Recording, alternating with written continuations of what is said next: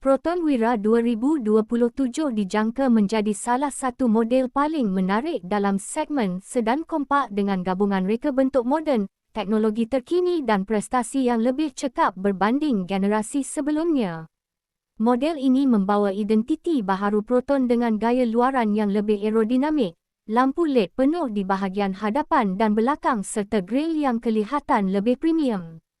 Garisan badan kelihatan lebih tajam dan sporty menjadikan kereta ini sesuai untuk golongan muda serta pemandu yang mahukan imej moden. Rekaan rim alloy baharu juga menambahkan lagi karakter elegan dan dinamik pada Proton Wira 2027.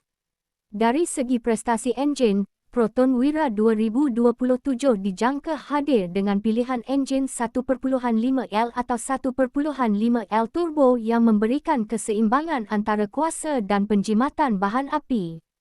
Enjin ini direka untuk memberikan pecutan yang lancar serta pemanduan yang lebih stabil sama ada di kawasan bandar atau lebuh raya. Sistem transmisi CVT generasi baharu juga membantu meningkatkan kecekapan penggunaan minyak dan memberikan pengalaman pemanduan yang lebih senyap. Suspensi yang ditambah baik menjadikan perjalanan lebih selesa walaupun melalui jalan yang tidak rata. Bahagian dalaman Proton Wira 2027 menampilkan kabin yang lebih moden dengan penggunaan material berkualiti tinggi.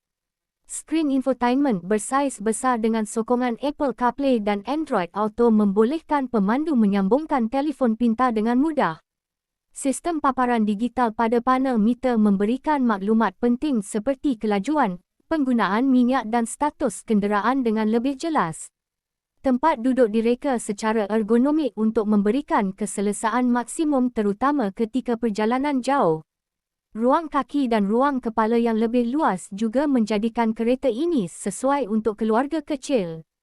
Ciri keselamatan menjadi fokus utama dalam Proton Wira 2027 dengan kehadiran pelbagai teknologi bantuan pemandu.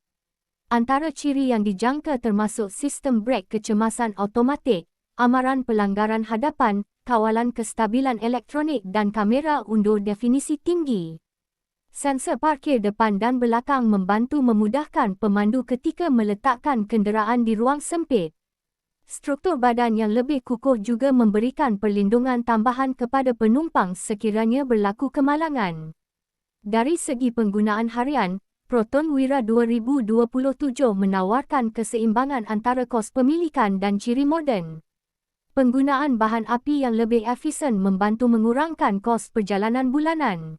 Kapasiti ruang bak yang luas membolehkan pengguna membawa barangan dengan lebih mudah sama ada untuk kegunaan kerja atau percutian. Sistem penghawa dingin automatik memastikan suhu dalam kabin sentiasa selesa walaupun dalam cuaca panas. Sambungan USB dan pengecas tanpa wayar memudahkan penggunaan peranti elektronik sepanjang perjalanan. Secara keseluruhannya, Proton Wira 2027 berpotensi menjadi pilihan popular bagi mereka yang mencari kereta sedan mampu milik dengan teknologi moden, reka bentuk menarik dan ciri keselamatan yang lengkap. Gabungan prestasi, keselesaan dan gaya menjadikan model ini relevan untuk pasaran masa kini terutamanya di Malaysia.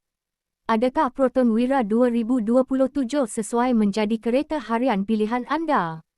Subscribe channel untuk lebih banyak video review kereta terkini dan trend otomotif.